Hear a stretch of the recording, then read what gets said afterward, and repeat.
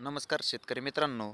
जय किसान शेती सेवा या यूट्यूब चॅनलवर सर्व शेतकऱ्यांचे सहर्ष स्वागत आहे. तर शेतकरी मित्रांनो, सध्या जे काही ढगाळ वातावरण आहे, तर ढगाळ वातावरणामध्ये आपले जे काही गव्हाचे पीक आहे, तर गव्हाच्या पिकामध्ये त्या ठिकाणी काळा मावा, पांढरी पांढरा मावा याचा प्रादुर्भाव त्या ठिकाणी जास्त प्रमाणात आपल्या गहू या पिकामध्ये होत असतो. तर याच्या याचा प्रादुर्भाव असा होतो की जी काय आपली गव्हाची उत्पन्न जे असते ते त्यामध्ये कमी होत असते मावा पडल्यामुळं.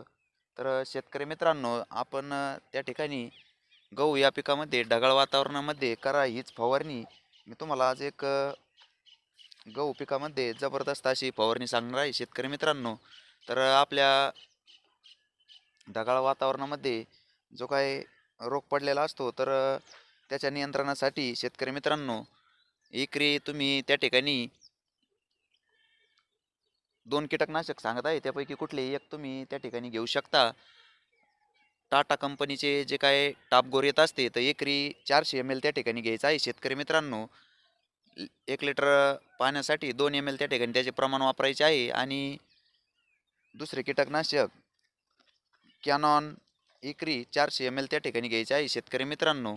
या दोन्ही कीटकनाशकापैकी एक कीटकनाशक त्या ठिकाणी आपल्याला वापरायचे आहे बुरशीनाशक म्हणून. त्या ठिकाणी तुम्ही शेतकरी मित्रांनो M45, साप, अँट्राकॉल या बुरशीनाशकापैकी कुठलेही एक त्या ठिकाणी घेऊ शकता. आणि आपल्या गावाची जोमदार वाढ त्या ठिकाणी होण्यासाठी शेतकरी मित्रांनो, त्याच्यामध्ये तुम्ही विद्राव्य खत 1261 1340 13 यापैकी कुठलीही एक एकरी 1 किलो त्या ठिकाणी घ्यायची आहे. याची एकत्रित 3 इंची अशी फवारणी करायची आहे.